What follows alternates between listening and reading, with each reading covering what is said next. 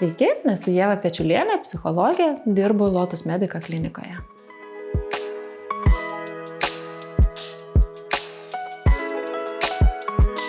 Kognityvinė ir elgesio terapija yra naudingas įrankis gydant ir valdant platų psichikos sveikatos sutrikimų spektrą.